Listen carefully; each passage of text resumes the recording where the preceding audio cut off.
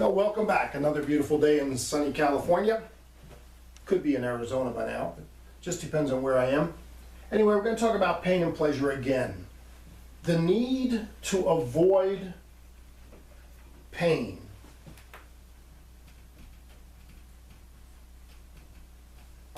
The need to avoid pain is biological.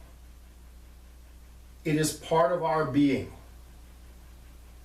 Every reptile, for example, every animal, lion, tigers, spiders, it doesn't matter, all try and they need to avoid pain.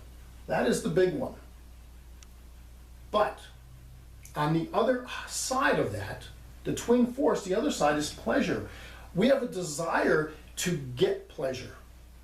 That is where addictions come from. A lot of people say, well, the addiction is chemical. In some cases, yes, there's some chemical addiction. But most times, from what I've seen, it's not just chemical.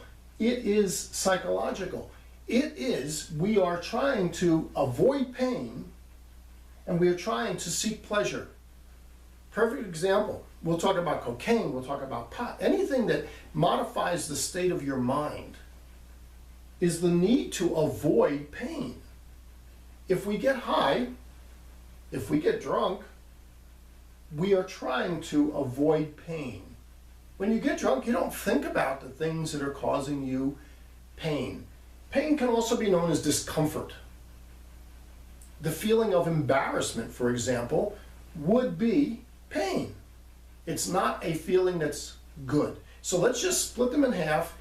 One feels good, pleasure. One doesn't feel good, pain. So simple, but yet so powerful. When we put them together, the synergistic effect, the effect of two of them is not 1 and 1, the effect could be as much as 100. I have seen and facilitated change in people that were remarkable changes. People that had been in rehabs 4 or 5 times and were able to go through a process with me in hypnotherapy to where they made instant change. And I mean instant, we're talking people's lifetimes were changed in 3-4 hours. That is the power of these two together, but not separate. So we'll go back into the pain again. Let's say we not feeling good at school. Let's talk about like marijuana. We're not feeling good at school, but we want to be cool. We want to hang out with the good kids, and these are the fun kids, and these are the ones that seem to have the greatest time. So what do? We take a drug, we either swallow it, for example, we smoke it, we get it into our system. People even get to the point where they inject it. We are trying to avoid pain by changing our minds. Well, are we avoiding pain? Short term maybe. You don't feel it. Are we seeking pleasure? Absolutely. Why do you think cocaine is the #1 selling drug in the world today? Highest grossing. Yeah, more than all the other drugs. In fact, more than most of them combined. That's where cocaine comes in, because what does it do? It helps us avoid pain. We get high, we get stoned, we don't feel the pain anymore. And we're getting a desired effect, we're feeling pleasure. That's where this comes in. This is how it works. So what we do in hypnotherapy is we help you to discover the pain. Then we help you to find the pleasure. I'm going to give you my personal example. Many, many years ago, quote unquote, I was diabetic, going for a heart attack, having all kinds of medical issues, extremely overweight. And I couldn't change. I tried. I don't want to say I couldn't, I did. But I couldn't change the normal way.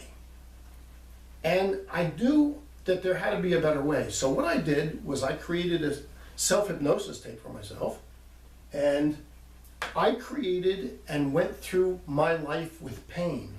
What I did, in my case, was I took myself 1 month from the day I was doing it. I remember it was August, won't tell you the day, but it was August of 1992. I remember where I was. I was in an airport hotel in San Francisco. And I remember saying, I've got to change. So the way I did it was I created so much pain in my little hypnosis tape that I saw myself in 6 months getting fatter. I saw myself in a year getting so unhealthy that now I was super diabetic. Now I was having heart problems. I saw myself in 5 years to dying. And I was a pretty young man at the time. But I saw the amount of pain I caused for my children, for my wife, for my friends, because I didn't take care of myself. So I created intense pain to the behavior of overeating, not exercising, intense pain. Once I got out of that, once I changed that state and I felt horrible, tears were coming down my eyes. Remember, change is emotional quite often. And that's what I did. I made it emotional. Then I went over to pleasure. I did the same thing in pleasure, except this time I extended my life out to 100 years old. And I was getting better every year. I was getting healthier every year, etc., etc. And so I created so much pleasure in my mind. And by the way, where is everything that we think about and do? It's in our mind. So I just did it. So I created the pain. Later on, I went into the pleasure, created so much pleasure to going forward. The next day, fast forward, just the next day I got up, went to the airport, and I was going into the airport lounge for the airline I was flying with, and there was a row of goodies to eat, danishes, just all kinds of danishes and cookies and breakfast rolls and butter and croissant and jellies. I used to eat them all the time. This one, I walked in, didn't think about it, walked right by him and picked up an apple and an orange. And went and sat down, had a cup of coffee with no sugar, which I always had sugar. And that's what I ate for breakfast. Didn't think, and then all of a sudden it dawned on me what happened. I no longer had to use self-control. My brain said, wait a minute, this is what we're doing, you're living healthier.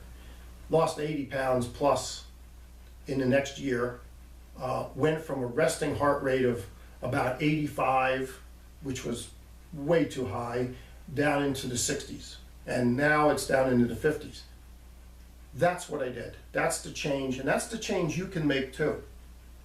When you get some time, go over to the other side of the website and you'll see how we do this and how the CDs work, or download now. It's a lot easier for you. But anyway, until then, live a great life. Looking forward to seeing you and meeting you in person. Take care.